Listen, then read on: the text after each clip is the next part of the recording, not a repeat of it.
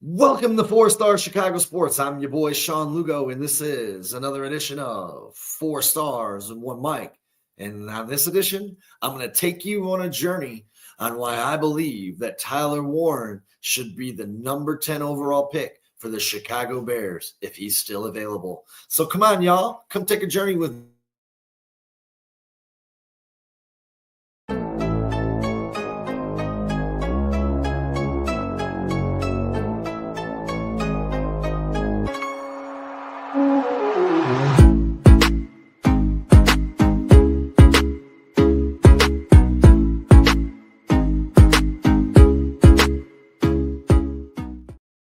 Hello again, everybody, and welcome to the 4-Star Chicago Sports Recording Studio. I am your boy, Sean Lugo, and once again, this is another edition of 4 Stars and One Mic. And on this edition, as we stated, I'm going to take you down the road and try and convince you why Tyler Warren should be the number 1 overall pick at 10 for the Chicago Bears. But before we do that, I want to tell you about a special event that we have coming up. That's right. We're going to head to our 3rd annual Chicago Bears draft party. We're teaming up with our sponsor, River Street Tavern at 102 North River Street in East Dundee, Illinois, on Thursday, April 21st for the first round of the draft. Doors open at 4. Broadcast starts at 6. And we're going to be jumping into the crowd. We're going to get some reactions, instant reactions to what the Chicago Bears draft pick was. And also, we're going to get out there and we're going to find out who you guys want the Bears to pick at number 10. Do you want them to move up and draft Jeanty? Do you want them to move back to 20 and get a lineman? We're going to find out. So get out there, get in the crowd. We're also going to be having our annual 50-50 raffle. What else does that 50-50 raffle get you besides that split pot? Well, how about this Charles Tillman amazing autograph? How about this DJ Moore at Soldier Field corner of the end zone autograph? That's right. How about Dan Hampton wreaking havoc in the Super Bowl versus the New England Patriots? And, of course, we got some Cubs tickets for you for our first place Chicago Cubs. These are for May 5th at 6:40 versus the Giants and May 12th versus the Marlins, also at 6:40. We have some other prizes for you. How about Mr. Santos sending the Chicago Bears out of Lambeau, and Caleb Williams stays undefeated in Lambeau versus the hated Packers of Green Bay? You can't beat that. We got an autographed DJ Moore helmet out there. We're going to have an autographed Dan Hampton helmet out there for you. The list of prizes is going to keep growing. They're there for you. So come be charitable and then get a chance to have some of these prizes come your way. April 24th, 102 North River Street Tavern, Chicago Bears draft party, 4 Stars Chicago Sports. Now, what do I want the Chicago Bears to do on April 24th? Well, if it's plausible, I would like the Chicago Bears to draft Mr. Tyler Warren. Who is Tyler Warren? Tyler Warren, my friends, is a 6'6", 261-pound recipient of the John Mackey Award, which is given to the nation's best tight end. And was he not only the nation's best tight end? This guy was an absolute stud. And before we move forward, when we look at this award and the significance of this John Mackey Award, let's take a look at some of the past winners. And when I say these names, you're going to realize how they've contributed to their NFL teams since they've been drafted. 2017, Mark Andrews. 2021, Trey McBride. 22-23 was Brock Bowers. 24 was Tyler Warren. 20 was Kyle Pitts, who I still have faith in. I think if he can ever get out of that horrible situation he's in Atlanta, his career might be able to take off. Also, in 2019, it was Harrison Bryant, probably the guy on the list that's excelled the least. But I will tell you this. This at least shows you that there is some validity behind that award and their move to the next level. A little background and information on stuff that you might not know about Tyler Warren. Tyler Warren was a quarterback in high school, and that was at Athlete High School in Mechanicsville, Virginia, where in his junior year, he threw for 876 yards, 9 touchdowns, and rushed for 544 yards, and added 7 touchdowns to his total. As a senior, he posted 1,149 yards, 14 touchdowns. He also rushed for 677 yards, 10 touchdowns. Warren initially committed to play football at Virginia Tech over offers from Virginia and Syracuse. He later decommitted, reopened his recruitment, and obviously, as we all know, he ended up committing to the University of Penn State, and where he spent his 4 years and became the nation's best tight end. He was also a finalist for the Walter Camp Award, and the Walter Camp Award is given out to the most outstanding football player in college football, and it's voted on by the head coaches in Division I and the sports information directors. He finished slightly behind another one of these blue chip players in this draft, Travis Hunter.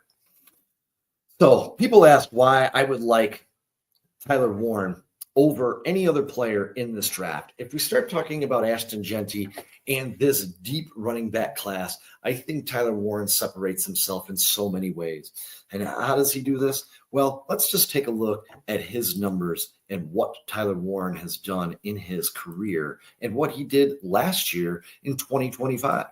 In 2025, he led the nation in tight ends at 104 receptions, 1,233 receiving yards, and 8 touchdowns.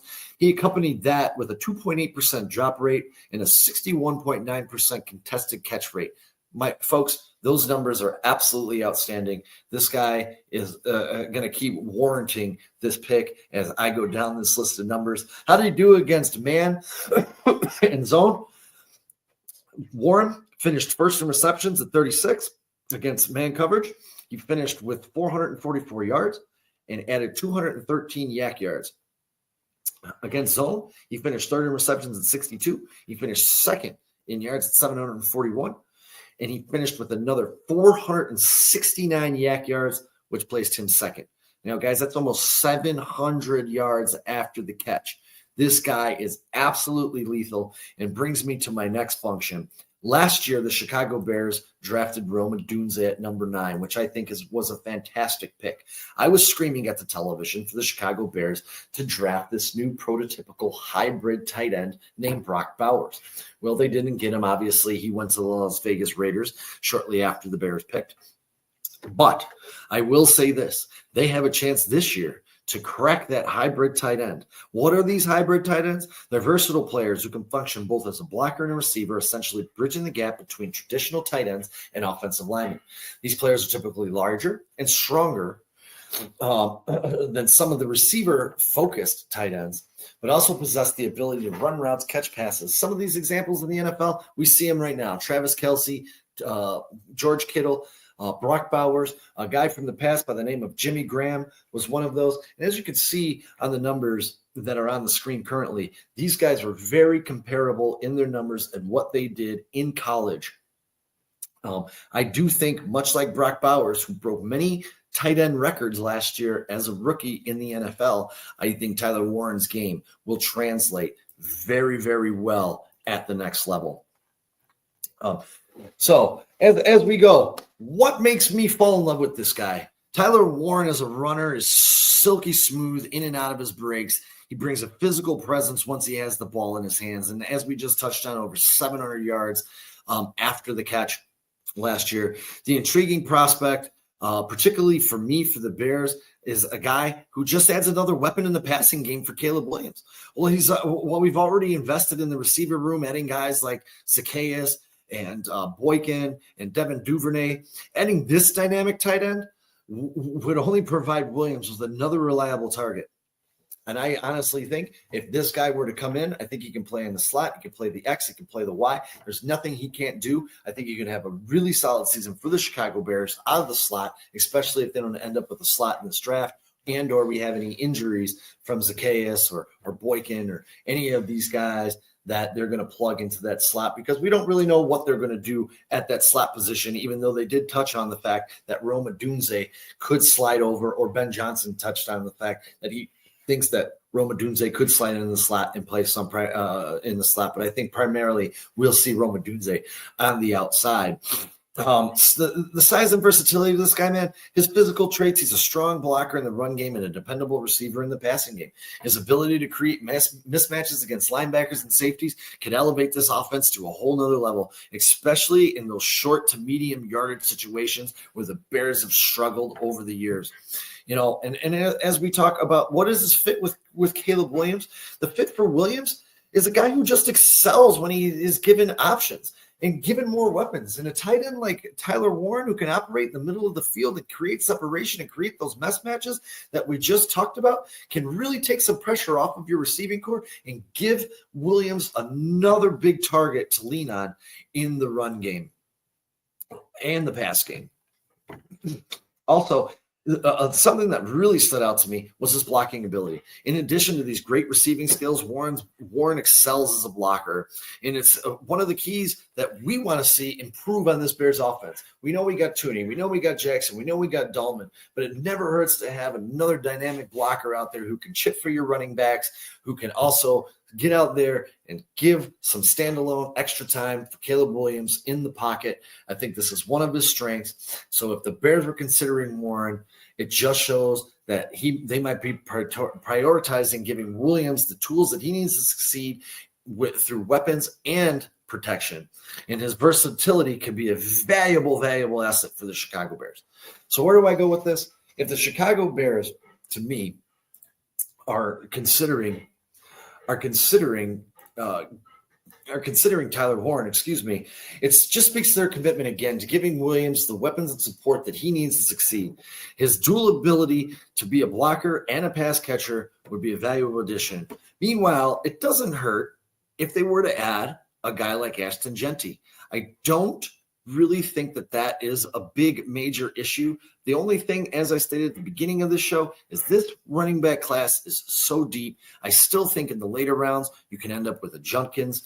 You can end up with Caleb Johnson. You can end up with Devin Neal, a Dylan Sampson, a DJ Giddens, a Damian Martinez, and RJ Harvey. I mean, the list of running backs in this draft are amazingly good and amazingly deep. So I think passing on Jeanty, not moving up, giving up draft capital would be huge for the Chicago Bears and something that I would really, really like for them not to do.